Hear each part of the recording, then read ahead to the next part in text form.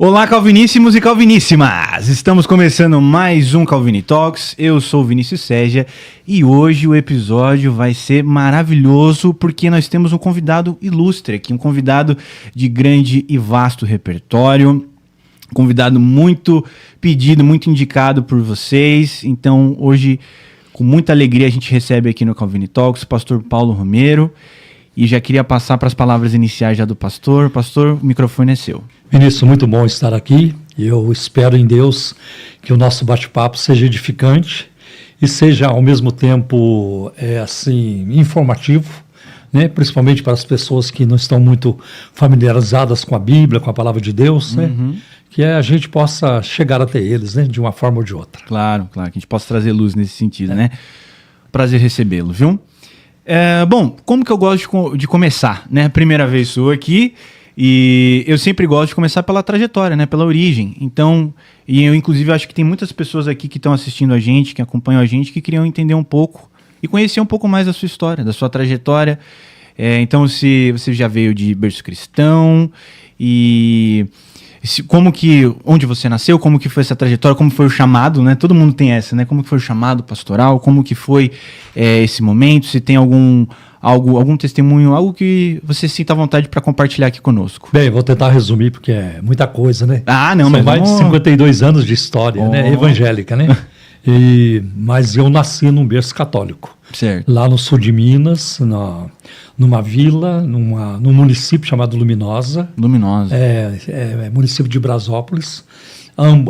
Ambas as localidades não são muito conhecidas, mas Brasópolis fica perto de Itajubá, no sul de Minas. Itajubá é uma cidade mais conhecida.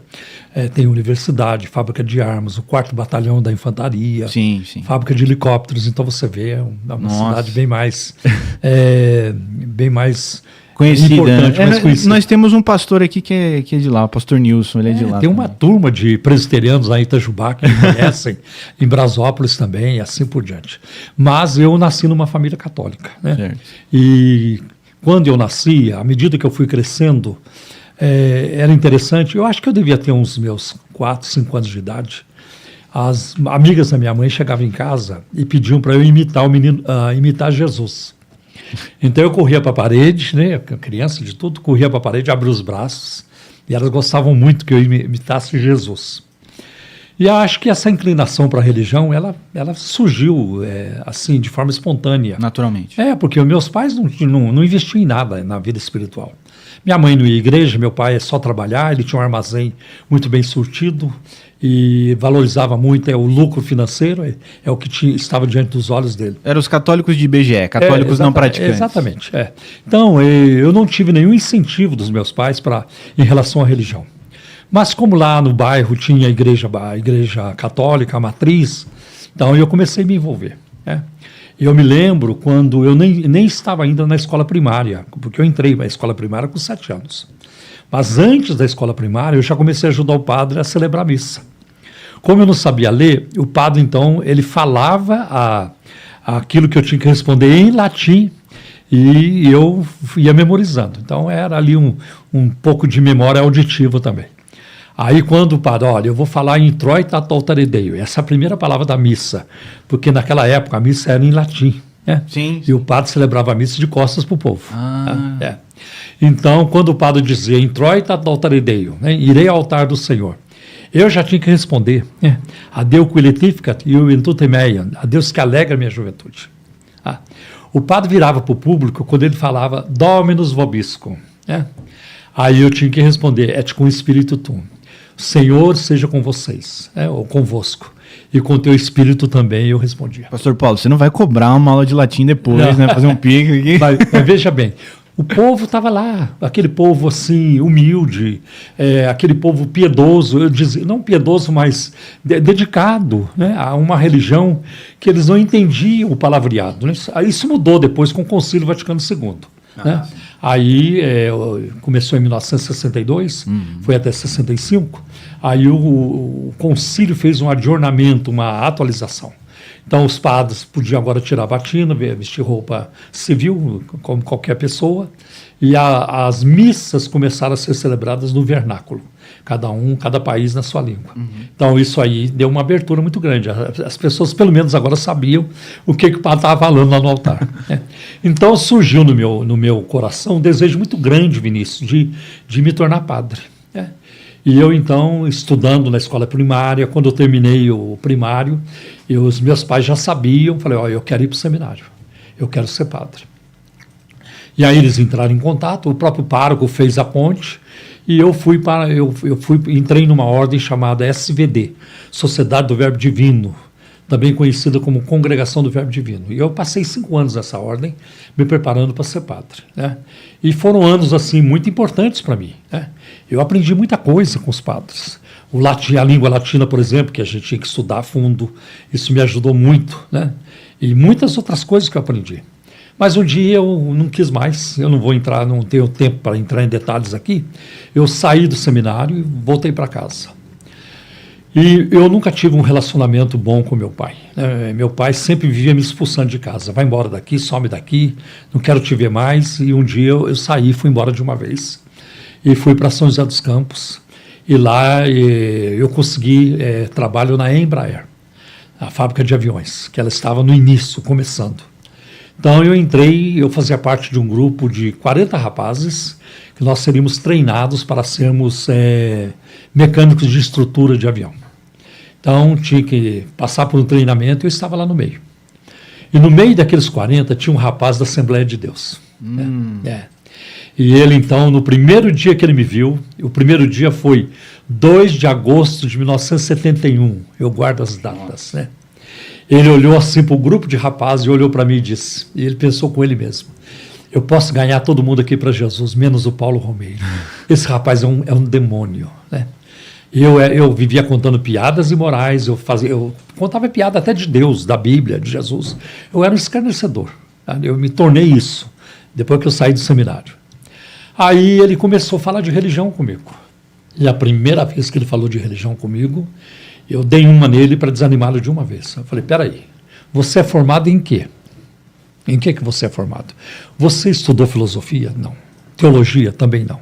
Pois eu estudei tudo isso. Eu passei 5 anos num convento, um seminário católico, estudando tudo isso. Você não tem nível para conversar comigo sobre religião. Tá? Agora, se você quiser falar sobre cinema, futebol, aí tudo bem, mas religião você não tem nível. Né? Argumento de autoridade. Argumento de autoridade. Não, para desanimá-lo de uma vez. Não tem competência. Não tem. É para calar a boca dele para cima. Já foi na raiz. O nome dele é Luiz Cláudio. Aí ele foi para a igreja aquela noite, na congregação, lá na Assembleia de Deus, escreveu meu nome num pedaço de papel. Vamos orar pelo Paulo Romeiro. Ele é um demônio, mas Jesus pode salvar. Aí o que acontece? Aí, uma irmã minha, mais velha, deixou uma mala sob os meus cuidados na minha pensão onde eu morava em São José dos Campos. Eu morava num quarto de pensão. Eu abri a mala da minha irmã. Lá estava uma Bíblia católica. Mas eu não tinha interesse em Bíblia. Nenhum. Né? A Bíblia ficou lá na mala. E lá na fábrica eu comecei a procurar colocar o Luiz Cláudio em dificuldade. Fazer perguntas difíceis, envergonhá-lo diante dos colegas. Eu fazia perguntas ali e ele respondia. Aí eu falei assim, não, isso não está na Bíblia. Ele falou, você tem Bíblia? Ele perguntou para mim. Eu tenho uma Bíblia católica lá no meu quarto.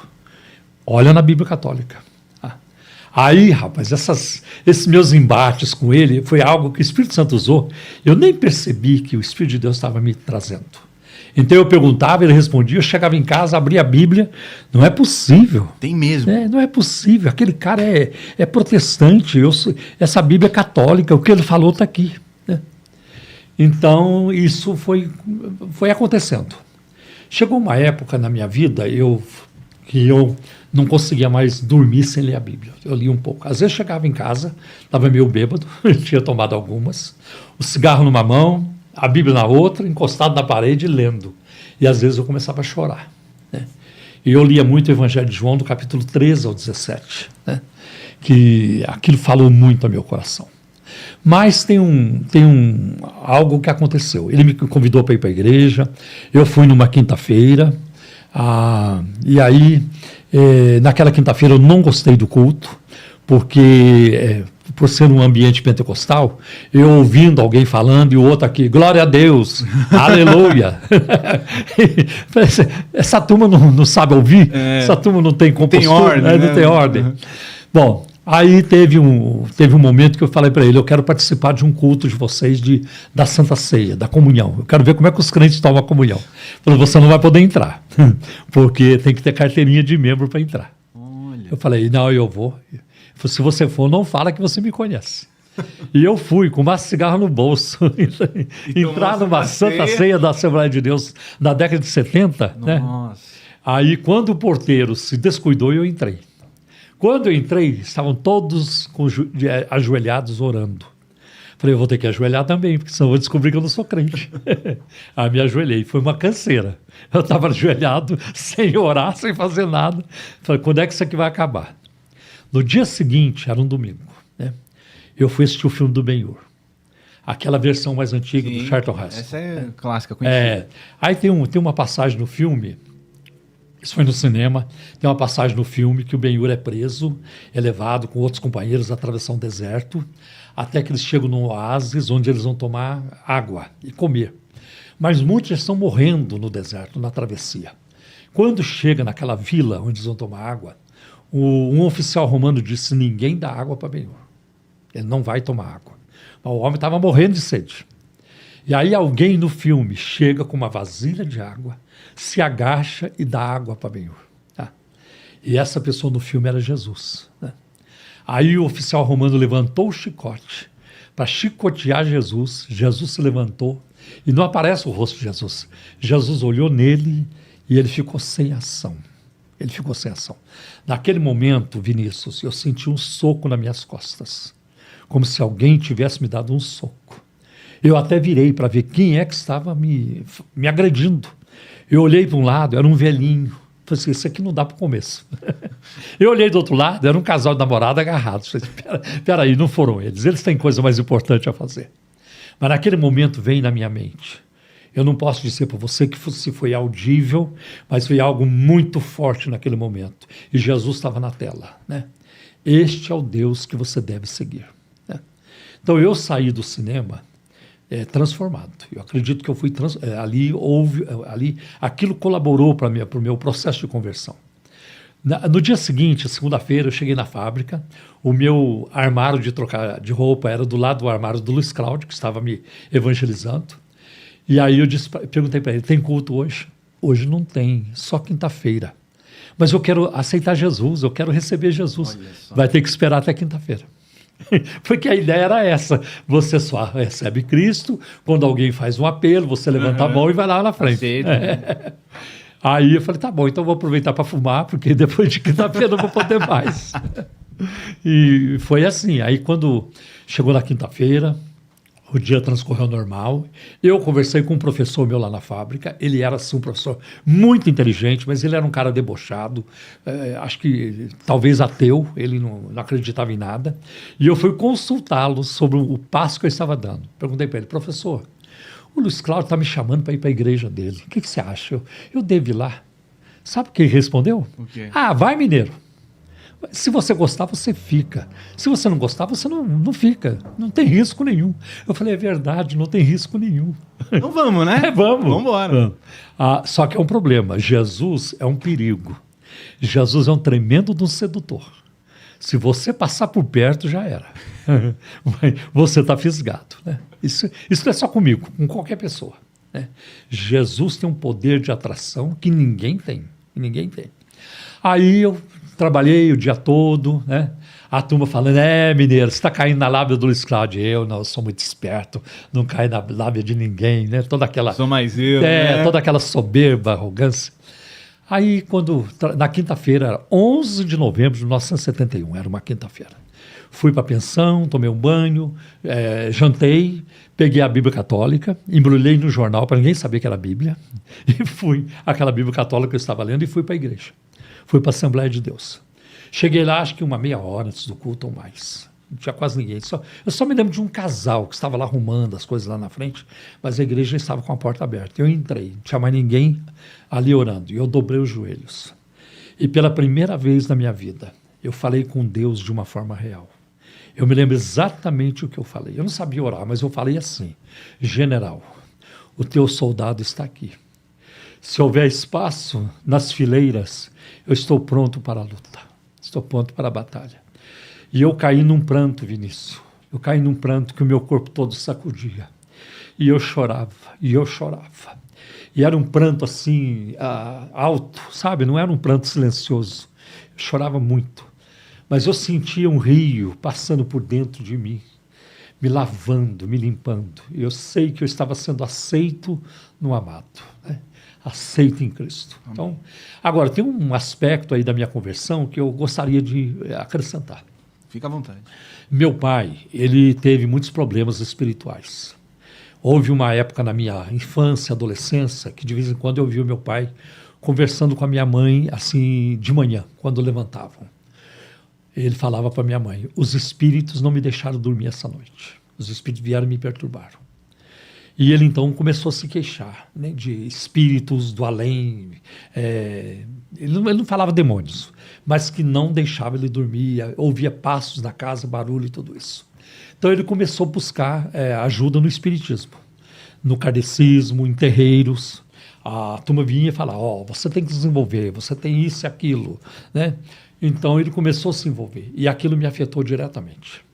Então eu me lembro, na minha adolescência, na minha juventude, eu também comecei a viver as experiências que meu pai vivia, né? E eu ouvia esses passos, eu ouvia esses barulhos na casa, né? Eu dormia num quarto a sós, mas a porta do meu quarto tinha um barulho na dobradiça toda vez que abria ou fechava. E eu sabia: agora os passos estão na sala, agora estão na cozinha, agora estão se aproximando do quarto. Eu ouvia a porta, a dobradiça, a porta se abrindo. Eu nunca vi, mas eu ouvia. E de repente havia uma presença diabólica e que me dava muito medo ali do lado da minha cama. Eu nunca vi, mas eu sentia aquela presença. Era um pavor que tomava conta de mim. Às vezes, noite de calor, Vinícius, eu estava com 2 cobertores em cima do corpo, morrendo de medo. Chegou um momento nessa época em que eu mudei a minha cama para o quarto dos meus pais. Eu não conseguia mais dormindo sozinho num quarto. E eu compartilhava com ele as experiências. Você ouviu isso, meu filho? Ouvi. Ouvi isso de novo? Ouvi. Era um tormento. Vinícius, não foi uma experiência que durou uma semana ou um mês. Foram anos. Nós vivemos isso por anos. Chegou um momento, eu já estava com 18 anos de idade. Eu fui dormir na mesma cama com meu pai e minha mãe. Eu não conseguia dormir sozinho. Aí meu pai me expulsou de casa, eu fui embora, e entra a questão da conversão. Agora eu já estou convertido. E um mês depois da minha conversão, eu fui visitar meus pais. E quando eu chego lá em casa, meu pai pergunta para mim: quer dizer que então agora você é protestante? Eu falei: eu sou. Porque ele já estava sabendo, alguém já tinha contado. Passou por lá: seu filho está lá na igreja, né? Mas eu não conversei com ele, não tentei explicar nada. Eu estava muito, muito novo na fé. Mas eu conversei bastante com a minha mãe, que é muito amigona, uma mulher muito querida, maravilhosa. Aí lá por umas 11 horas eu fui dormir, não com eles no quarto, né? Eu fui dormir lá no meu quarto de sempre. E eu não estava pensando em espíritos, em passos, barulho na casa. Eu só pensava em Jesus. Então eu me lembro que eu dobrei os meus joelhos, orei por uns 40 minutos, depois eu li a Bíblia e deitei-me. Quando eu me deitei, eu não conseguia pensar em outra coisa a não ser em Cristo. Mas de repente eu comecei a sentir medo. Medo exatamente como acontecia. Aquilo voltou.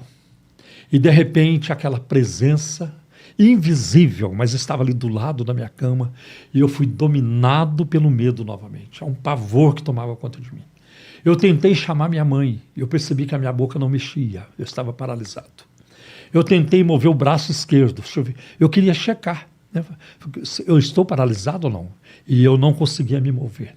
E eu comecei a sentir os arrepios que começaram lá nos meus pés e foram subindo até a altura do meu peito.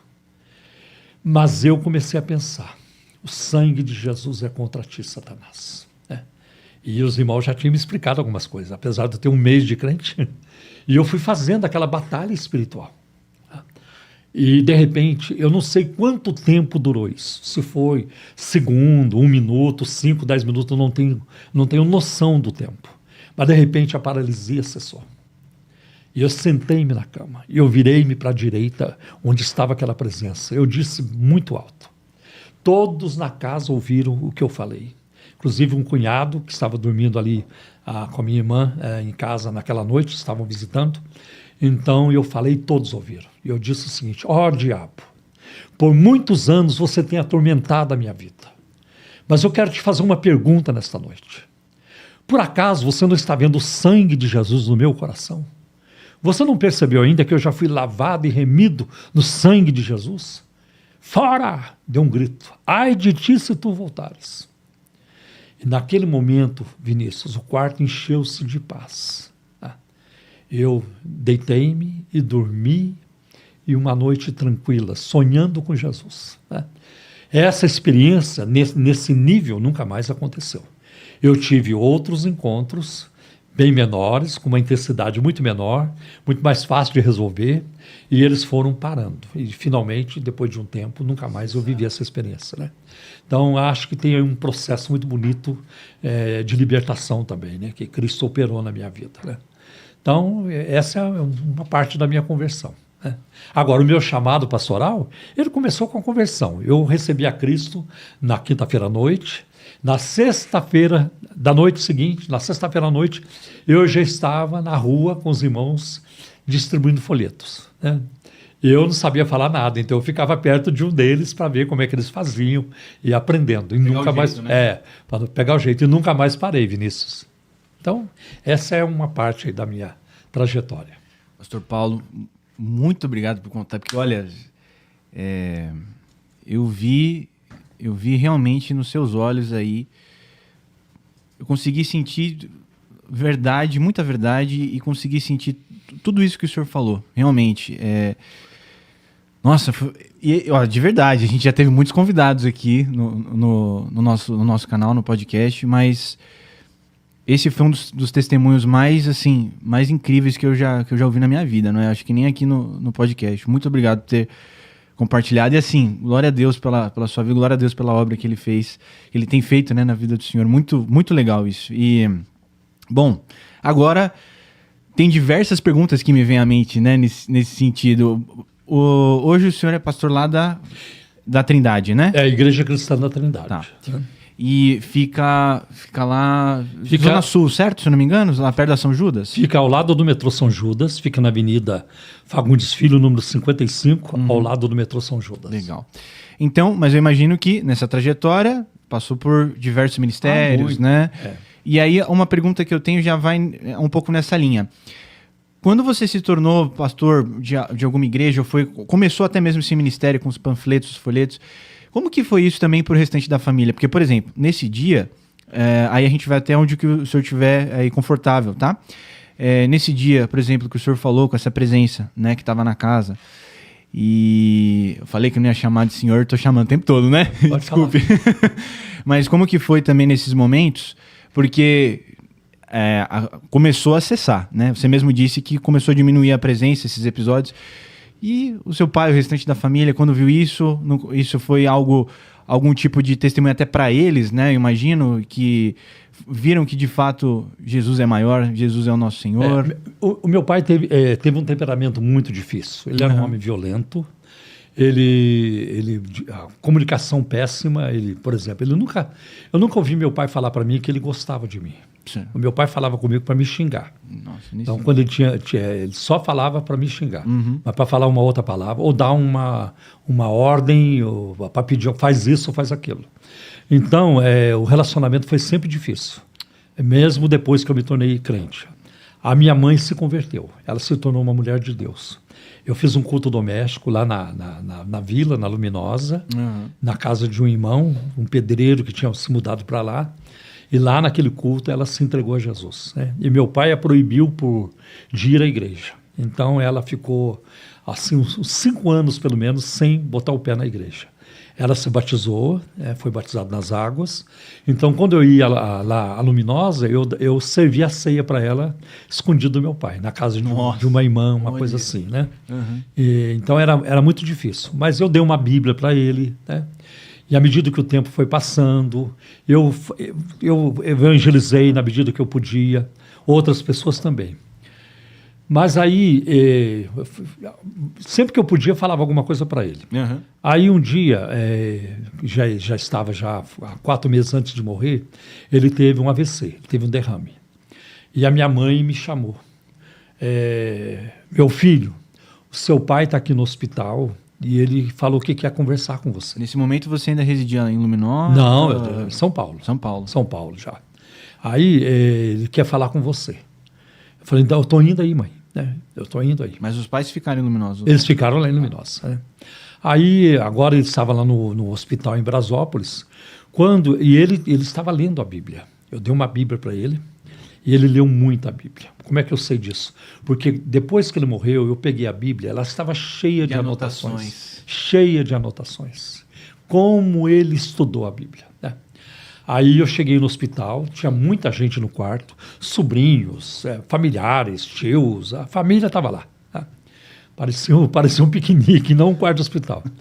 Aí quando eu entrei, ele teve o AVC, ele teve o derrame, mas ele estava lúcido, ele não perdeu a fala, só perdeu o movimento de um braço e de uma perna. Ele falou assim, meu filho, eu estive pensando bem e eu decidi seguir o seu caminho. Eu quero Jesus, eu quero entregar minha vida a Cristo. Amém. Aí eu falei, pai, o senhor sempre foi um homem de palavra. E esse ele era mesmo. Se o meu pai falasse para você, Vinícius, eu vou te pagar domingo, você podia ficar sossegado que antes da meia-noite ele aparecia. Ele não deixava virar segunda-feira, ele era um homem de palavra. Falei, pai, o senhor sempre foi um homem de palavra. E eu sei que o senhor está fazendo aqui agora é verdade. É com sinceridade. Aí eu orei com ele, eu conduzindo uma palavra de oração, ali ficar muito claro que ele estava recebendo Jesus. Interessante, ele saiu do hospital e nós vimos transformação na vida dele.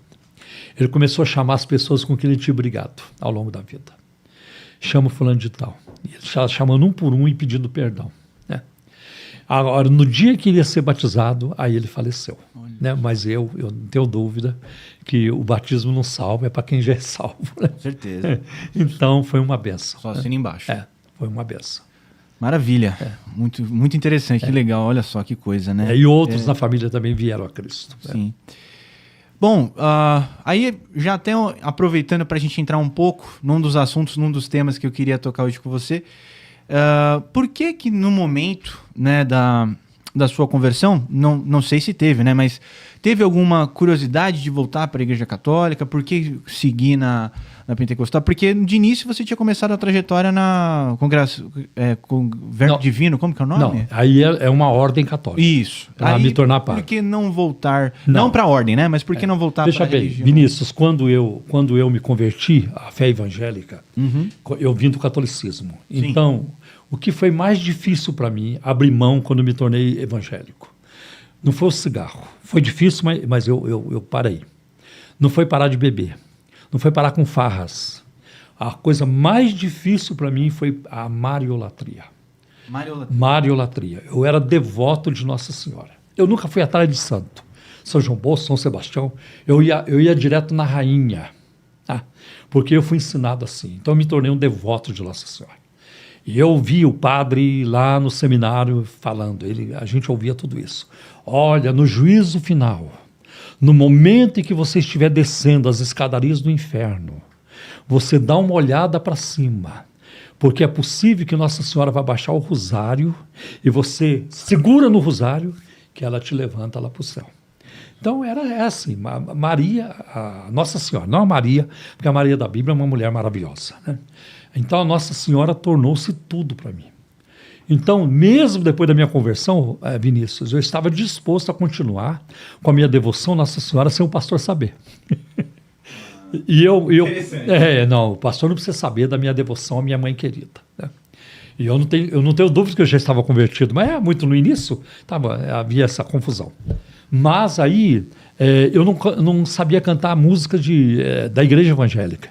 Então eu cantava música de Nossa Senhora. Eu sentia aquela alegria da salvação, eu comecei a cantar a música de Nossa Senhora. E um dia lá na fábrica, eu estava na sala de aula, sozinho, acho que era o horário de almoço, e eu cantando o hino de Nossa Senhora. Salve do mar estrela, excelsa mãe de Deus. E o Luiz Cláudio entrou. Ele me pegou com a boca na botija, como se diz. E ele perguntou para mim, que hino é esse, irmão Paulo? Assembleando Raiz. Assembleando Raiz. Que hino é esse, irmão Paulo? E eu respondi com muita raiva. Eu estava com raiva, porque ele me pegou, cara. Bem na hora, né? Bem na hora.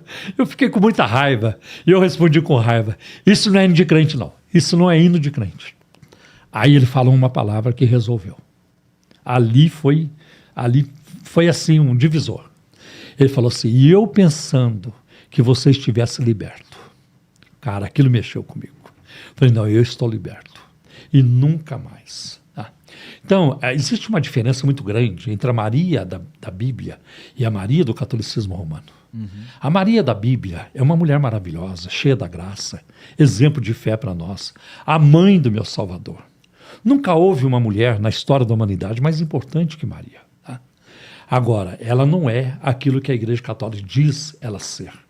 Rainha dos anjos, rainha dos apóstolos, rainha dos profetas, rainha dos patriarcas, arca da aliança, torre de Davi, torre de marfim, refúgio dos pecadores, porta do céu. Onde se viu alguém dizer que Maria é a porta do céu? Se Jesus lá em João capítulo 10 disse, eu sou a porta. E se Maria fosse ouvir isso, vocês estão malucos? A porta é meu filho. Então, uma coisa que eu pergunto, eu faço essa pergunta é o seguinte, para quem tem essa posição, né, ainda está grudado nisso. Maria foi uma mulher humilde ou arrogante? Ela foi uma mulher orgulhosa, prepotente ou ela foi humilde? Ninguém vai dizer que ela foi soberba, arrogante. Né? Não, Maria foi uma mulher humilde, eu também acho que ela foi uma mulher humilde. Agora, você acha que uma pessoa humilde aceitaria esses adjetivos? Rainha dos anjos, rainha dos apóstolos, rainha dos patriarcas, arca da aliança e tudo isso. Uma pessoa como Maria aceitaria isso? Jamais. Né? Até lá no dia de Pentecostes, ela estava lá no meio dos discípulos, esperando o Espírito Santo. Olha que demonstração de humildade. Ela podia ter dito, eu não vou ficar esperando, eu já recebi há muito tempo. Você estava nascendo, estava usando fralda, o Espírito Santo já estava atuando em mim. Não, Maria estava lá. Olha que humildade. Né? Então, agora, você acha que uma pessoa humilde aceitaria isso? Eu, por exemplo, eu não aceitaria um irmão lá na minha igreja, um membro da minha igreja, subir lá no púlpito e começar. Meus irmãos, com muita alegria, eu quero dizer para vocês que nós temos aqui na ICT o maior pastor do mundo. Não tem ninguém maior do que esse homem. Não tem ninguém mais importante. Se você olhar na história da igreja, não tem ninguém. E ele começar com esse papo a meu respeito, cara, se eu gostar, pode internar. eu não sou um grão de areia perto da Maria. Mas e o que aconteceu? Eu não aceitaria isso. O que aconteceu então, pastor, nesse meio tempo, para a gente sair, né? A gente, eu digo assim, a trajetória, né, da igreja nesse sentido de Maria sendo essa mulher que diz a Sagrada Escritura, né, a Bíblia. É o que o Espírito Santo diz dela. Exato. Como que foi disso para o que aconteceu nesse gap do meio tempo? Alguma coisa ali na época da igreja primitiva? Porque, por exemplo, né, uma coisa que eu escuto bastante, né, eu já escutei de alguns católicos dizerem assim, mas a gente tem que entender que, por exemplo, o cânon bíblico é algo que veio da igreja. Então, num determinado momento, a igreja se reuniu, bateu o martelo e falou, o cânon é isso, são esses livros e tal. Então, essas mesmas pessoas que organizaram o cânon, né, que fizeram todo esse processo, que faziam, pelo mesmo argumento, né, faziam parte da igreja, eles também tinham autoridade para dar alguns direcionamentos. Como, por exemplo, que Maria era tudo isso que você estava dizendo agora. Na verdade, não foi a Bíblia que saiu da igreja, né? Foi a igreja que saiu da Bíblia, né? Porque até antes da igreja surgir, nós já tínhamos o Antigo Testamento. Sim. Repleto de profecias messiânicas e que se cumpriram na pessoa de Cristo, né? E muitas outras. Então, a igreja ela surge da Bíblia. A palavra de Deus dá origem à igreja. Na palavra de Jesus, lá em Mateus 16, né? Edificarei a minha igreja. Né? Então, a igreja como instituição nem existia ainda. Né? Então, eu vejo assim. Agora, a igreja de Atos dos Apóstolos, ela estava alicerçada na palavra. Você vê, por exemplo, em Atos capítulo 17, versículos 11 e 12, quando Paulo chega de Tessalônica, ele chega a Bereia, e ele vai, então, para a sinagoga pregar. A turma da Bereia, os judeus de Bereia, foram ouvir o apóstolo Paulo com os rolos das escrituras na mão, para saber se o que ele falava batia com a escritura. Tá? Então você vê a importância da escritura. Esse também foi o grito da reforma, só a escritura, é só a Bíblia. Nós não temos outra fonte. Tá? Eu digo até aqui como pentecostal que sou. Nenhum sonho, nenhuma visão, nenhuma revelação, nenhuma experiência se iguala à palavra de Deus. Pelo contrário, toda experiência, tudo que você vê que acontecer, tem que passar pelo crivo da palavra. Agora, a igreja, ela começou daquela época, à medida que os séculos foram passando, ela também acrescentou algo mais à revelação. A revelação especial que é a palavra de Deus. Ela começou a acrescentar a tradição. E tradição é transferência de informação. Sim, nós vamos ver tradição na Bíblia também. Tem textos de Paulo que ele fala de tradução. Ele vai falar, por exemplo, em 1 Coríntios 15, versículo de 1 a 4, que eu recebi, né, aquilo que eu entrego para vocês. Mas chega um momento que tem que escrever. É como Moisés, quando ele escreve o Pentateuco. Como é que a informação foi passando? De boca a boca. Só que quem conta um conto, aumenta um ponto. Então, quando chegou em Moisés, temos que registrar. Temos que escrever, senão vai virar bagunça. Aí Roma, a igreja de Roma, então começou, introduziu a tradição, que é transferir, é uma transferência. E com isso foram surgindo novos ensinos, né? E até mais recente, nos últimos 2 séculos, por exemplo. Né? Por exemplo, o dogma da Imaculada Conceição, né? Que Maria nunca teve pecado nenhum, foi concebida sem pecado original. Ou então o dogma da Assunção de Maria, que ela também foi assunta ao céu, exatamente como Jesus. Né? Você não encontra isso na Bíblia. Né? E se não está na Bíblia, nós não podemos aceitar. Tá? Então a reforma fez isso. Nós cremos na Bíblia, a Bíblia é a nossa base e nós não podemos fugir disso. Então a Escritura, isso dá segurança, isso coloca limites, né? Isso é muito importante. Tá bom. Tá. Bom, então aí... Não quero ficar me estendendo muito, senão fica até cansativo. Não, é um assunto muito bonito. Não. Fica aí à vontade. Pode quiser, a gente tem mais água aqui também. Esse aqui vai ser suficiente. Ótimo. Bom, então... É muito interessante esses pontos que você trouxe, porque assim, é até legal da gente poder definir para algumas pessoas que estão assistindo a gente, né? Acho que do solas, né? Eu diria que esse é uma ótima base, a sola escritura, né? Porque a gente tem digamos assim, eu vou até pedir uma ajuda sua para a gente poder definir melhor o que seriam seitas e heresias, né? Eu entendo que, até o pastor César falou um pouco disso também no episódio, que seitas seria algo que, ou até mesmo heresias, seriam doutrinas, né, religiões, enfim, que seguem algo além da Bíblia, né? A Bíblia mais alguma coisa, ou então não segue a Bíblia da forma correta, não segue a Bíblia por completo. Então, eu acho que isso entra um pouco na linha do que você está dizendo. E aí, tem algo que me vem à mente. A gente pode dizer que existem seitas ou heresias dentro do mundo evangélico? Dentro da nossa... dentro de doutrinas assim, que são consideradas, né, até mesmo no mainstream, como doutrinas evangélicas? Bem, quando eu me converti, eu comecei a evangelizar lá nas ruas de São José dos Campos, e eu me deparei com pessoas que eram muito antagônicas ao evangelho. Pessoas que me confrontavam, que queriam discutir comigo. Então eu sabia que para o resto da minha vida, enquanto eu vivesse, eu teria que defender a fé no mundo com os incrédulos. Eu nunca pensei que um dia eu tivesse que defender a fé no meio evangélico. Hoje é uma coisa muito complicada. Hoje nós temos, por exemplo, igrejas evangélicas que abandonaram a ortodoxia, né, a crença correta, abandonaram a palavra de Deus. Hoje nós temos pastores apóstatas no meio evangélico.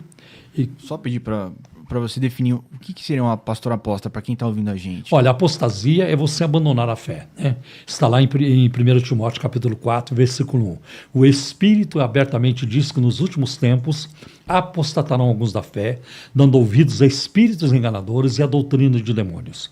Então, o que nós temos hoje? Pastores no Brasil, no meio evangélico, eles atraem muita gente que não creem mais na Bíblia, eles atacam a Bíblia, eles atacam os evangélicos. De vez em quando eles vêm, não sou mais evangélico, não quero ser evangélico, né? Não me considero mais evangélico, mas eles estão continuamente recebendo dízimos e ofertas dos evangélicos, né? O dinheiro eles não desprezam. A fonte eles não querem cortar, né? Agora, aí você vai encontrar pastores que atacam a Bíblia, né? Os liberais, pastores que defendem questões que a Bíblia condena, por exemplo, o casamento homoafetivo, pastores que apoiam a prática do aborto, algo que a palavra de Deus condena. Então nós temos hoje essa turma, né? Que vai assim minando a autoridade da palavra de Deus, né? E alguns chegam a atacar até Jesus, né? Até a Cristo eles atacam.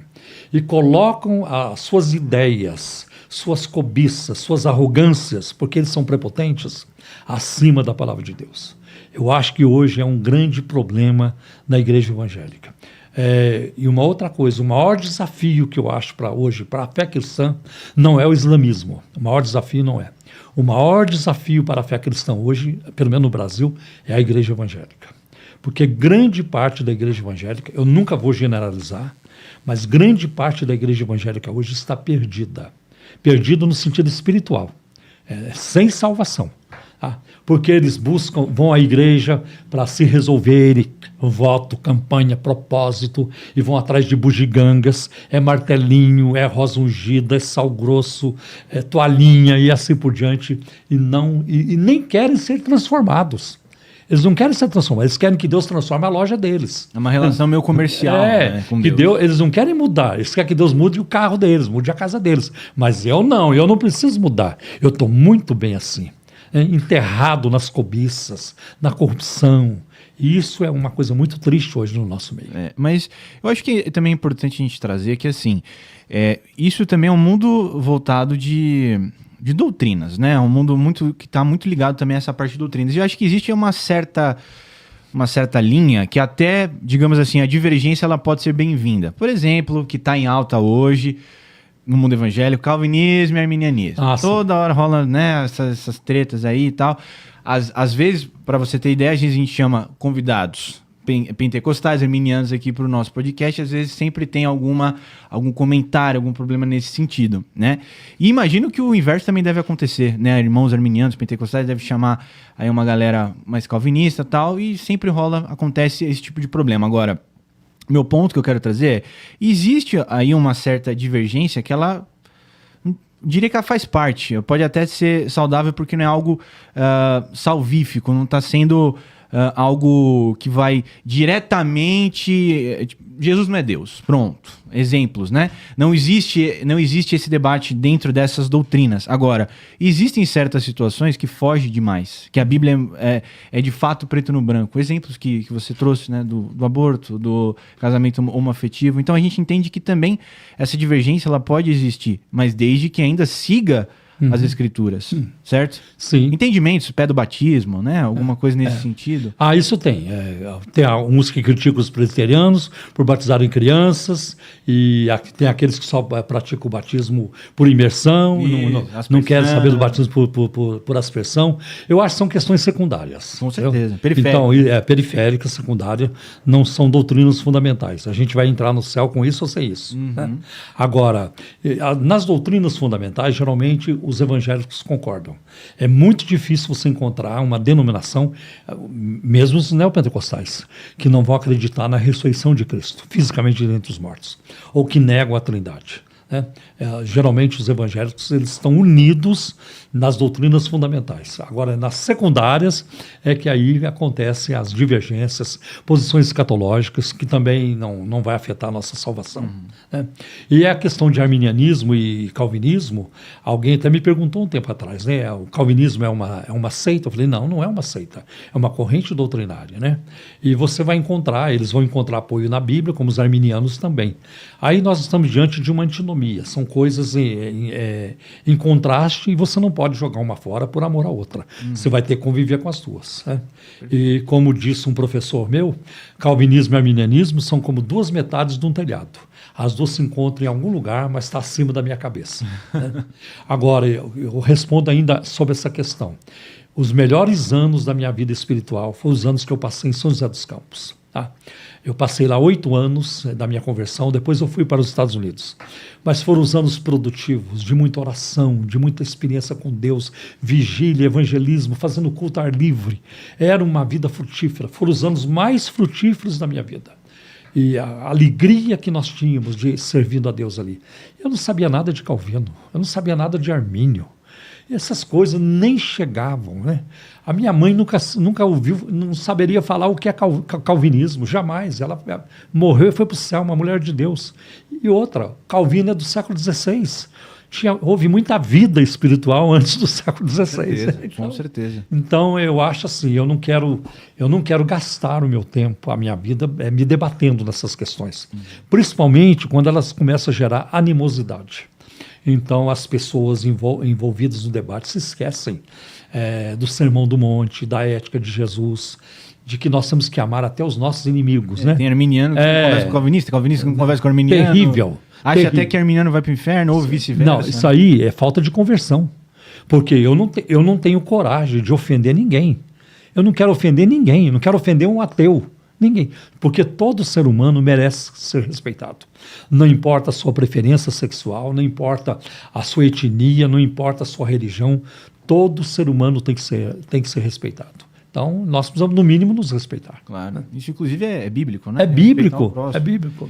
E, agora, ainda nesse sentido, alguém que pode estar ouvindo a gente aqui, que está buscando... foi tocado, né, recentemente por Cristo, ou até mesmo pode estar criando alguma curiosidade, né? Como que essa pessoa ela pode encontrar alguma igreja cristã, alguma igreja boa que ela possa, seja lá onde é que você pode estar assistindo a gente, né? De repente é uma pessoa que está no interior, numa cidade muito pequena. Quais elementos que a gente pode, ou indícios, né, que a gente pode indicar para essa pessoa de uma igreja saudável, de uma igreja que tem Cristo? Está muito difícil. Está muito difícil. É muita complicação. Antigamente eu falava assim, procura uma igreja batista. Os batistas estão bem, claro, mas tem muito batista maluco no pedaço. Tá? Antigamente você falava igreja batista, eu sabia qual era a linha. Hoje não dá mais para saber. Tá? Assembleianos, tem muito assembleiano maluco no pedaço, né? Então fica difícil. Então você vai ter que dar uma olhada. Evite as igrejas, por exemplo, que falam em dinheiro o tempo todo. Tá? Fica pressionando as pessoas para dar dinheiro. Evite essas igrejas. Ali não vai encontrar o evangelho. É só dinheiro e terrorismo espiritual. Se você não der, Deus vai te castigar, alguma coisa assim. Olha, de uma igreja tradicional hoje, que eu recomendaria, é a presbiteriana. Não é porque eu estou aqui, não. Eu tenho falado isso. E de pentecostal, eu indicaria o Brasil para Cristo. Uhum. Eu tenho tido contato com os pastores do Brasil para Cristo, eu tenho pregado nos seus encontros, reuniões de pastores. Eu acho que Deus tem tido misericórdia da denominação Brasil para Cristo, né? Eles têm na presidência um homem muito querido, Luiz Bergamin, e os pastores falam do Luiz Bergamin, é muito bonito, né? Olha, é muito bom o que as pessoas falam. Uma vez eu fui fui ministrar um seminário, uma conferência, numa Assembleia de Deus no estado de Santa Catarina. E quando eu cheguei lá, eu fiquei muito feliz. O pastor da igreja, fazia 2 anos que a esposa tinha morrido. Tá? E os membros da igreja falavam isso dele. Ele é o nosso pai. Esse homem é o nosso pai. Lamentavelmente, não é isso que acontece mais em muitos círculos pentecostais por aí. Mas eu achei muito bonita a atitude daqueles irmãos. Todos eles. Esse homem é o nosso pai. Ele nos ama, cuida de nós, assim por diante. Acho isso muito bonito. Eu até peço desculpas aí, pastor Paulo, eu fico olhando aqui o celular para ver como é que a gente está de horário. Inclusive, quanto tempo nós temos ainda? Quantos minutinhos? Tem bastante? Estamos tranquilo? Porque às vezes aqui, quando o assunto é bom, vai voando, né? Considerando 1h30? Tá bom, então vamos. Bom, Duas que eu queria perguntar que vieram na minha mente, que eu tenho muita curiosidade para saber, antes de passar para as perguntas do nosso... Mas eu poderia acrescentar uma coisa, Claro, Vinícius, na questão da igreja, acho que é claro, importante. fica à vontade. Eu acho que alguém que está mudando de igreja, por exemplo, não é errado alguém mudar de igreja. As pessoas entram para uma igreja livremente elas saem. Aliás, uma das decisões que eu tomei quando eu fui começar a Igreja Cristã da Trindade foi essa. Nunca vou sofrer por alguém que for embora. Se alguém for embora, eu vou entender que foi a soberania de Deus. Deus levou essa pessoa. Então eu não vou sofrer com isso. Agora, às vezes a pessoa é obrigada a mudar de igreja por uma razão geográfica. Ela mudou de estado, ela mudou para outro lugar, né? Então ela congrega aqui, mas agora mudou lá para Natal, no Rio Grande do Norte, não vai conseguir congregar aqui, tá? Ou então, quando a liderança se torna moralmente irresponsável. Está havendo roubo na igreja, mentira, pastores e adultério, e não há sinais de arrependimento de que aquilo vai mudar. Ou então, que a igreja abraçou uma heresia, e quando você questiona, a resposta é, não, agora é isso que nós cremos. Agora nós não vamos voltar atrás, agora é isso. Então você não precisa nem orar, se é da vontade de Deus, você sair dali. Você não tem que orar. Você tem que sair e orar para Deus mostrar para você para onde eu vou. E não fique afobado já para se filiar a uma outra instituição. Dê um tempo, medite, converse. Quando você se aproximar de uma igreja, peça a declaração de fé da igreja, né? Converse com os membros da igreja. Como é que é essa igreja? Como é que é isso, aquilo? O estatuto da igreja, né? Para você saber. Isso vai ajudar a tomar a decisão. E frequente alguns cultos, né? Às vezes acontece, por exemplo, da pessoa que está procurando uma igreja, ela chega numa igreja ou numa manhã ou numa noite, e ela ouve uma pregação que naquele dia o pregador foi muito feliz. É aqui o meu lugar. Olha, você não ouviu as outras, tem outras que virão que não são tão bem assim. E sobre, aproveitando, a gente até falou no último episódio, culto remoto, qual que é a sua opinião? Olha, eu acho que é para aqueles que precisam, é uma grande bênção, né? É uma coisa que eu tive que aprender a fazer na pandemia, né? Mas eu acho que não tem mais risco, é muito importante congregarmos, né? Sim. É muito importante. A Bíblia fala muito de corpo, viu, Vinícius? Você já viu uma orelha andando sozinha por aí? Não tem. Ou um pé andando sozinho, estou cansado de carregar peso, não aguento mais, chega dessa vida. Um pé andando sozinho, só em filme de terror, Vinícius. Né? Então, nós somos corpo, nós temos que estar juntos, né? E virtualmente é muito pobre essa comunhão, né? Não substitui. Não, de maneira alguma, não substitui. É a mesma coisa alguém namorar virtualmente, né? Olha, nós não precisamos mais nos encontrar, é só aqui mesmo pelo notebook ou pelo celular. Não existe isso. Né? Certo. Bom, agora algumas questões até... Curiosidade minha, vou aproveitar o repertório aqui, vamos fazer até uma consultoria teológica, vamos lá.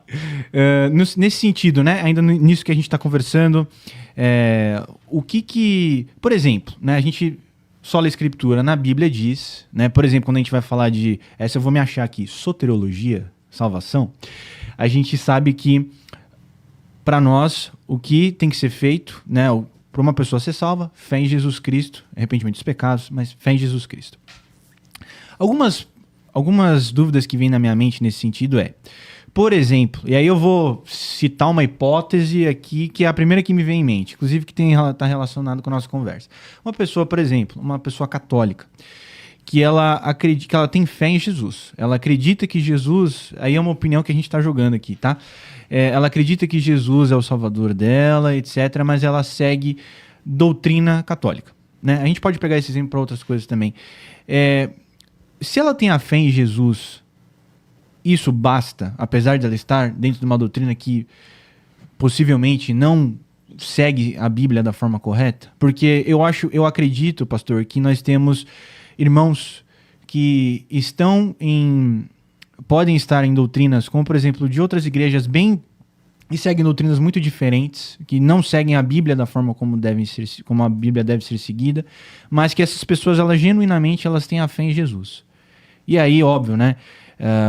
Em algum momento da vida delas, elas podem ir para uma outra doutrina, para uma doutrina cristológica, uma doutrina com Cristo, ou não. Elas podem acabar continuando nessa doutrina. A minha pergunta é, a fé em Jesus, ela, nesse sentido, ela pode, de forma genuína, ela pode ser, digamos assim, intoxicada, poluída por essa doutrina que não é a doutrina correta? Então, Rodrigo, a salvação... Vinícius. Desculpe, Vinícius. A salvação, ela é uma revelação de Deus na nossa vida. O apóstolo Paulo falou em Gálatas 1, quando aprove a Deus revelar o seu filho em mim. Certo. Paulo era da tribo de Benjamim, fariseu de fariseu, irrepreensível segundo a lei. O que ele estava fazendo, perseguindo os cristãos naquela época, os discípulos, os cristãos naquela época, era justamente isso, a lei. Vocês não podem abandonar a lei de Moisés. E ele zelava, era zeloso em relação a isso. Quando ele tem um encontro com Cristo, ele vai reestruturar a sua teologia. Tá? Então ele se desprende da lei de Moisés, porque agora está numa nova aliança.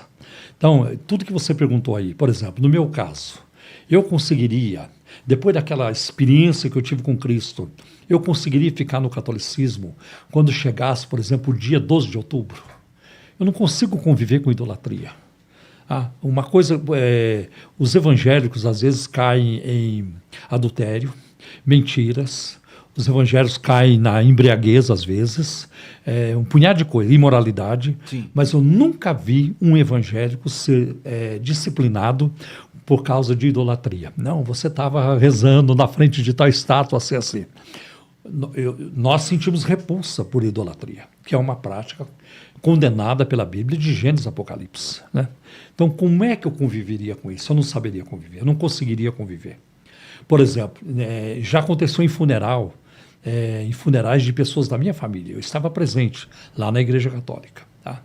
Então, de repente, lá o defunto, né, o meu parente está lá, morto, e o padre está fazendo a cerimônia. E, de repente, ele vira para o morto e fala assim: agora, fulano de tal, nos ilumina com aquela luz que você já tem. O cara viveu no pecado, uma vida terrível, uma vida imunda. Agora ele já está na luz, ele pode nos iluminar. Eu não consigo conviver com essas coisas. Né? Eu não consigo conviver, por exemplo, com a ideia do purgatório, ou a reza do terço, né, que são repetições, 50 Ave Marias. E o próprio Jesus falou sobre isso, que nós não devemos usar de repetições. Então tem muita coisa que eu não conseguiria conviver com ela mais, por causa da palavra, por causa da Bíblia. Né? Então, e eu me converti lendo uma Bíblia católica. Sabe uma coisa que eu fico impressionado, pastor Paulo? Eu fiquei, né? Agora, eu acredito que hoje tem muitas pessoas que, dentro do nosso ambiente de igreja, do nosso ambiente cristão, muitas pessoas que seguem a vida sem ler Bíblia, né? Sem fazer a leitura da palavra, sem conhecer direito os livros, né? Eu acredito que isso ainda é algo que a gente precisa... que a igreja precisa ainda trabalhar em cima. Então, o conhecimento bíblico, o distanciamento da Bíblia, ele é gritante nos dias atuais, já vem sendo nos últimos anos. Por exemplo, não são todas as igrejas que têm a escola bíblica dominical. Aliás, você vai encontrar pastores hoje que eles escarnecem, eles zombam da escola dominical. Tá? E para muitos crentes hoje, uma pregação de 20 minutos é o máximo que elas conseguem aguentar, né? Um jogo de futebol pode ir para prorrogação, disputa de pênalti, está tudo bem, mas uma pregação não. Então nós temos hoje uma geração de crentes que desaprendeu a orar, que não lê mais a Bíblia, e que daqui a pouco, Vinícius, eles não vão saber nem citar o Salmo 23:1. Daqui a pouco, se você perguntar para um crente, daqui a uns anos, o que diz o Salmo 23:1? Ele vai ter que ir lá, pegar o celular, ver onde que está, porque vai ser difícil. Há um distanciamento cada vez maior. Uma frieza cada vez maior. Então a gente precisa de uma volta à Bíblia desesperada. E logo, né, uma volta à Bíblia. Perfeito. Bom, eu vou passar para as perguntas, né, do pessoal. Não sei se tiver alguma do YouTube também, pode passar para mim, tá? Eu vou passar para as perguntas, mas antes eu queria pedir só uma mensagem sua para aquele que está escutando esse podcast que é a primeira vez, que precisa ouvir alguma palavra precisa ouvir por que Jesus é o nosso Senhor, por que nós seguimos isso, porque... antes de eu passar um testemunho rápido meu também, o meu processo de conversão eu também acredito que se iniciou dentro de uma igreja pentecostal. E assim, é legal, é interessante porque, você está me vendo aqui, eu sou tatuado, né, e eu tenho, na época, foi em 2022, maio de 2022, eu era cabeludão e tal, e eu entrei com uma camiseta de banda, cabeludo, tatuado, numa assembleia em Osasco, onde eu morava.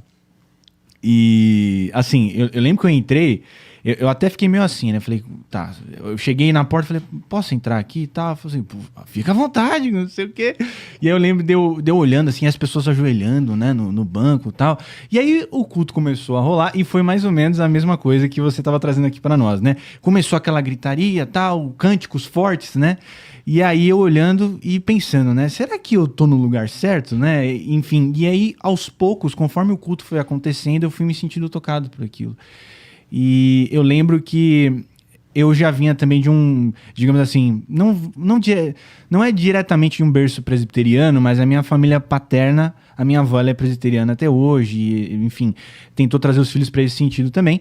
E alguns cânticos que cantaram nesse dia eram cânticos dessa minha época de pequeno, quando eu frequentava, quando a minha avó me levava, né, para a igreja presbiteriana, inclusive na escola bíblica dominical. E aquilo me tocou de uma forma muito forte. E eu lembro que, assim, os cânticos rolavam e eu chorando o tempo todo. Eu comecei a chorar. E eu chorava.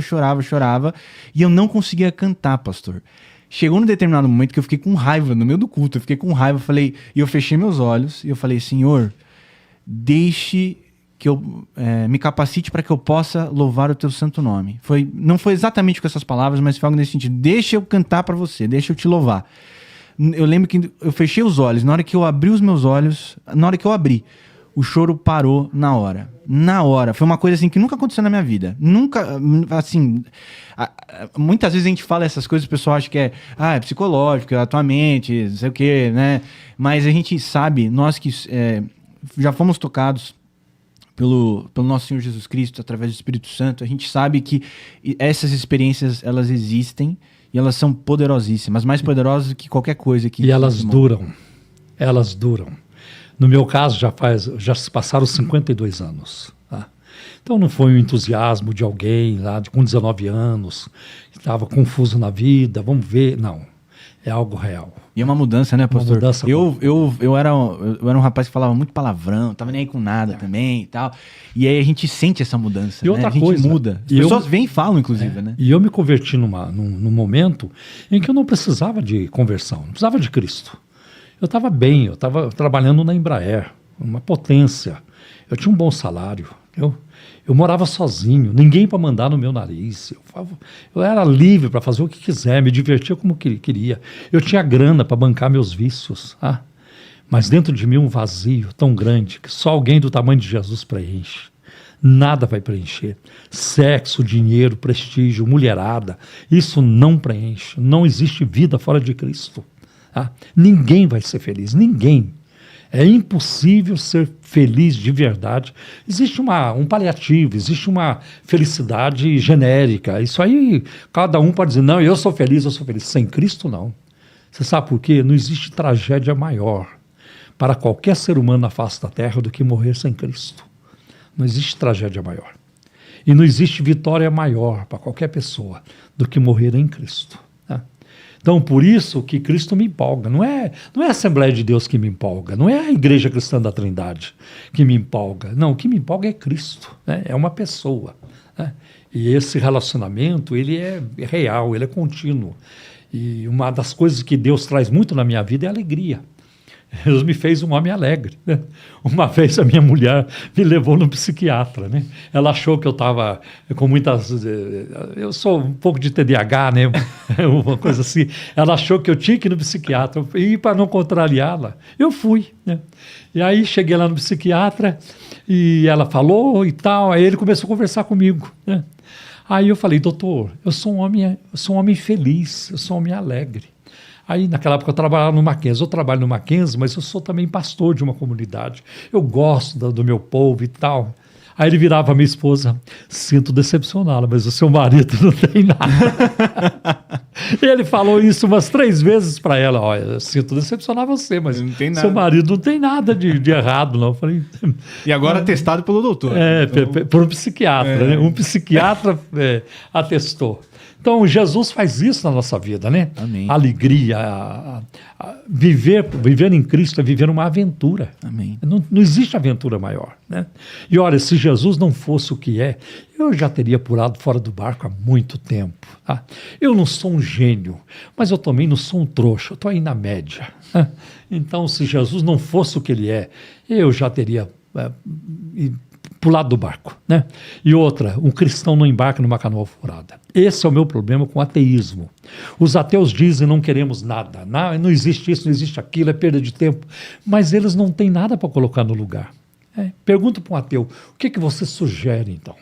Já que Cristo não serve, né? Já que a palavra de Deus não serve, já que a salvação em Cristo não serve, o que você coloca no lugar? Qual é a sua sugestão? Eles não têm, porque não existe vida fora de Cristo. Amém. Amém. Muito bem, então, vamos lá. Vamos pegar aqui algumas perguntinhas. Vamos lá. Aqui. Primeira pergunta. E aí, eu vou pedir, por gentileza, eu tenho que fazer isso com todo convidado, né?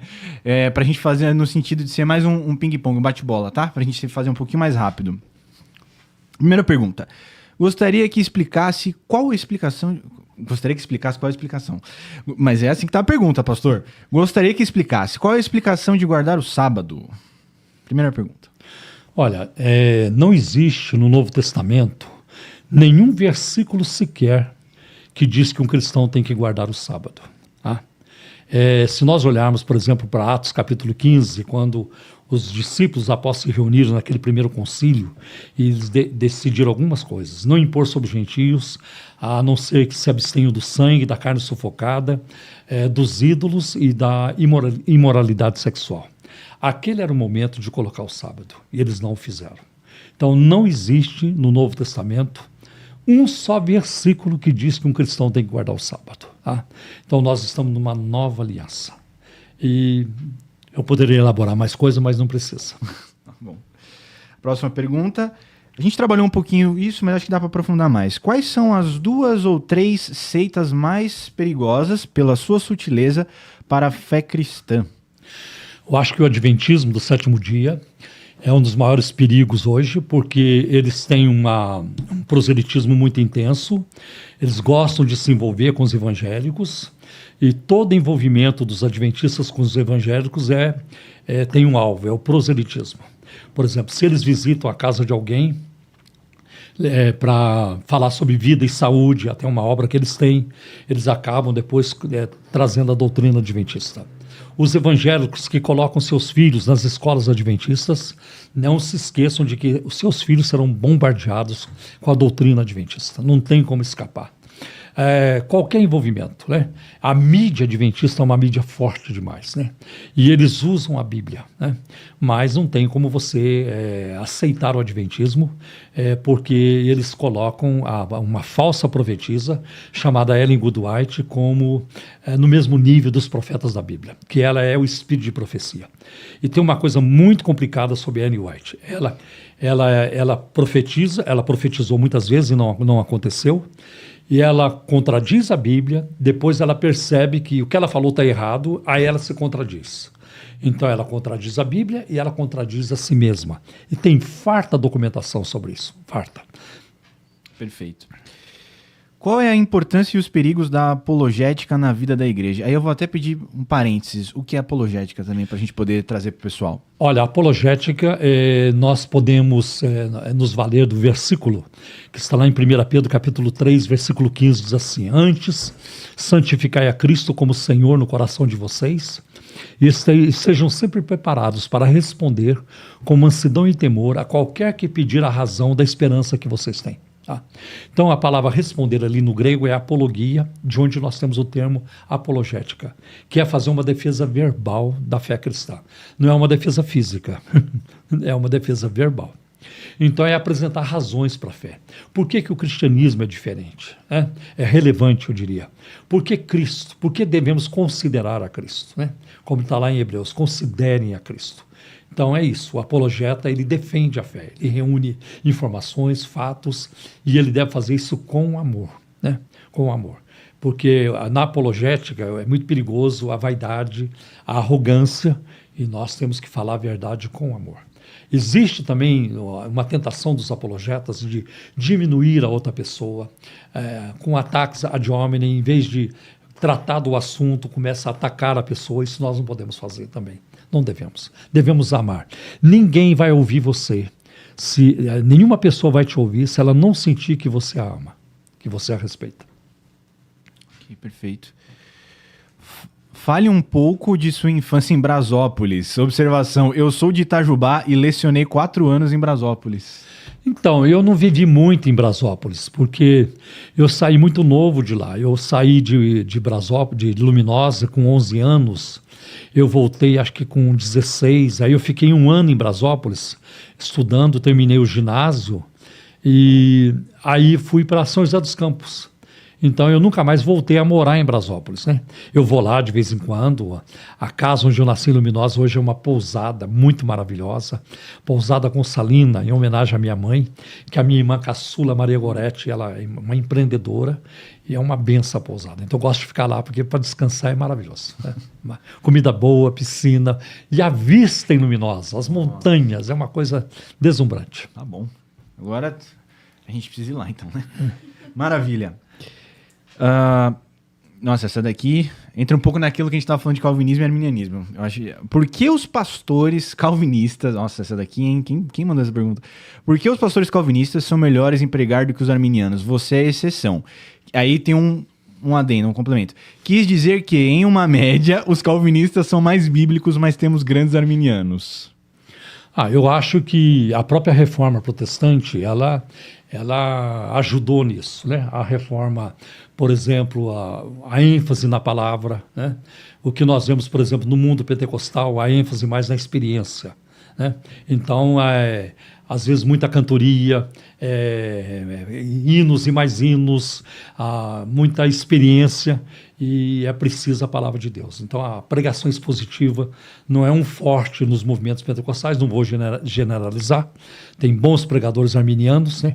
O Carlos Augusto Vailate é um deles, ele é um brilhante, conhece grego e hebraico, é professor dessas disciplinas, é um grande expositor da palavra de Deus. E tem outros também aí, né, no pedaço.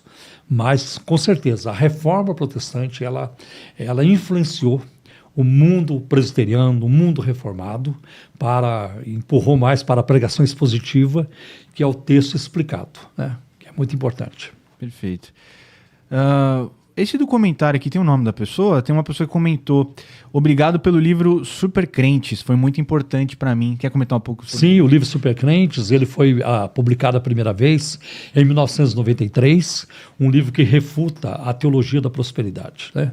Logo na capa já aparece Super Crentes, o Evangelho segundo Kenneth Hagin, Valnice Milhomes e os Profetas da Prosperidade. Então é um câncer que dominou a igreja, não apenas aqui, mas em diferentes partes do mundo, de que um cristão não pode ser pobre. Se ele for pobre, se ele ficar doente, se ele não estiver comendo melhor, não tiver mansão, carrão, é porque ele está em pecado, ou ele porque não tem fé, ou porque está debaixo do poder de Satanás.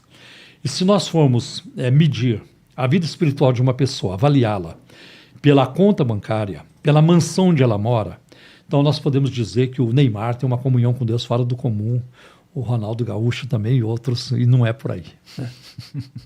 Super Crentes. Super Crentes. Muito legal. E tem uma última aqui. O comentário foi do pastor Nilson? O reverendo Nilson. Aí, pastor. Obrigado. Vamos lá. E a última aqui, como dar uma aula. Nossa, essa aqui foi um calvinista, com certeza. Como dar uma aula de Romanos 9 para uma comunidade sem um posicionamento teológico. É essa. Dá os dois lados. Faz como a Bíblia NVI, ela não toma partido, né? As notas de rodapé, elas servem os dois lados, né? Então, você vai ter, tem aqueles que pensam assim, tem aqueles que pensam dessa maneira, né? Eu daria essa aula com amor, sem pesar para um lado, sem atacar um lado, sem proteger um lado ou outro. Na verdade, somos todos irmãos, né? Olha, eu sinceramente, até para falar para você, pastor, eu até preferiria, não é que eu preferia, óbvio, né? Não é que eu preferia não saber sobre esses posicionamentos calvinistas e arminianos, mas eu acho que é como você disse antes, às vezes a gente se apega tanto a essas coisas, tanto, e esquece do que é fundamental. A gente estava falando um pouquinho antes, né? Que são questões assim periféricas, não que a gente não deva estudá-las, não que a gente não deva entender, né? Mas às vezes as pessoas, elas não se consideram cristãs. Antes da pessoa ser cristã, ela é calvinista. Antes dela ser cristã, ela é arminiana. E isso é uma coisa que pega muito, né? Então, deixa eu te contar rapidamente. Eu tenho a minha filha e o meu genro, e agora o meu neto, vai fazer 1 ano esse mês. Eles moram em Atlanta. E eles estão envolvidos de tempo integral numa grande igreja presbiteriana em Atlanta. Uma igreja meio parecida com a linha do Timothy Keller. Sim. Mas é uma igreja muito grande, deve ter 6.500 membros, 7.000 membros. E eu participei de uma reunião de novos membros naquela igreja, né? De pessoas que iam se tornar membros. Eu pedi para participar. Não que eu fosse me tornar membro lá, porque nem posso, porque eu moro no Brasil, mas eu queria ver como é que eles fazem, né? Para ver o que eu posso aprender. E eu participei, uma sexta-noite, sábado de manhã e domingo de manhã. Olha, o pastor da igreja, o pastor titular da igreja, ele fez a maior parte das palestras. Ele falou sobre o calvinismo 2 vezes. Só 2 vezes mencionou o calvinismo. A ênfase não foi aí, entendeu? A ênfase foi em outras coisas. Então eu acho que dá para tocar o barco sem a gente sofrer por causa dessas coisas. Pois é, concordo plenamente. Muito bem, então. Queria abrir agora o espaço para a gente poder colocar aqui tem o site da igreja, da Trindade? www.ictrindade.com.br. Olha, posso falar do meu Instagram também? Fica à vontade. Paulo Romeiro 1, tá? E eu tenho também o meu canal no YouTube, Paulo Romeiro. E é Romeiro. Romeiro com I. Isso. É Romeiro com I, tá bom? Ok, maravilha. A gente vamos disponibilizar aqui já o site, o Matheus já está colocando aqui para nós. E queria deixar também para você trazer considerações finais. Faltou algum ponto, algum assunto que você queria abordar mais, pastor? Não, acho que está bem abordado, né? Foi um bate-papo. Uma coisa que eu queria pedir. Ali na hora, o assunto foi rolando e não saiu. Eu queria pedir agora acho que diria que seria a apelação agora, mãe da apelação. Uma mensagem final para quem está ouvindo a gente que quer conhecer a igreja, quer conhecer Jesus, né? Uma mensagem para essa pessoa, para ela encontrar Cristo. Por que é importante Jesus nas nossas vidas? O próprio Jesus disse, né? Eu vim para que tenham vida e vida com abundância, né? Nós não podemos ignorar as próprias palavras de Jesus de João 14,6. Eu sou o caminho, a verdade e a vida. Ninguém vem ao Pai a não ser por mim. Jesus não é o melhor caminho, né? Ele é o único caminho. Pode não ser até um bom caminho, mas é o único, né? Às vezes a pessoa recebe a Cristo, ela começa a sofrer na vida, né? Tem muitos pregadores que mentem para as pessoas. Venha a Cristo e você nunca mais vai sofrer. Venha a Cristo e você vai ficar rico. Não é por aí, né? Venha a Cristo e você vai ter vida eterna, salvação. O dia que você se despedir deste mundo, você vai chegar a ver o Senhor, vai viver com Ele na eternidade. O Evangelho é isso que significa ser crente. E tem aqueles também que dizem, eu nasci na minha religião e nela vou morrer. Para morrer, qualquer religião serve. Agora, para ressuscitar, é só com Jesus. Amém. Muito bem. Temos o site? Pode, por favor, aqui, ó. Igreja Cristã. Aí minha esposa, eu e ela. Olha. Então, ictrindade.com.br. Sabe o perfil Instagram da igreja? Não sei. Instagram não sei. É só jogar Igreja Trindade. Mas o meu Instagram já registrou, né? Paulo Romeiro. Inclusive o seu tem lá o linkado da igreja. Tem lá na bio. É isso mesmo. Muito bem, então só um pouquinho aqui, Matheus, rapidinho, só para ver aqui o endereço, para passar o pessoal, só mais um pouquinho. Avenida Fagundes Filho, 55, Vila Monte Alegre. E ao lado do metrô São Judas. Quais são os horários lá dos cultos? Olha, o nosso culto principal é domingo, 10 horas da manhã. Nós temos escola bíblica dominical às 8h30, né? E temos o segundo culto no domingo às 18 horas. Tá? E tem outros horários durante a semana. Maravilha, tá bom então. Pode falar, pastor. Não, eu só ia falar, tem estacionamento lá da igreja. Importante. Com convênio. É importante, muito bem então, ok. Pastor Paulo, muito obrigado. Foi um prazer. Que Deus abençoe muito a sua vida. Amém. Obrigado. Todos vocês que nos acompanharam, muito obrigado por ter ficado até aqui o final. Esperamos que tenha sido algo realmente engrandecedor, iluminador para a sua vida. E a mensagem é essa, gente. A mensagem é Jesus Cristo é o nosso Salvador, Ele é o nosso Senhor. É por isso que a gente está aqui hoje. Esse podcast é para a honra e glória dele, tá bom? Muito obrigado a vocês que nos acompanharam. Deus abençoe a sua vida. E tenham uma ótima semana. Agora temos o final de semana começando. Inclusive, vou aproveitar para falar da nossa também. Aqui na IPP, nossos cultos de domingo, às 8. Me ajuda aí. Às 8, às 11, às 17 e às 19. E também tem estacionamento aqui, só que aqui o estacionamento lota muito rápido, né? Então, chegue cedo. Chegue cedo, exatamente, tá bom? E a EBD também tá às 9h30? 9h30 também nós temos a nossa EBD, tá bom? Então vem aqui, vem cultuar com a gente também, tá bom? Muito obrigado, Deus abençoe a sua vida aí. Tchau!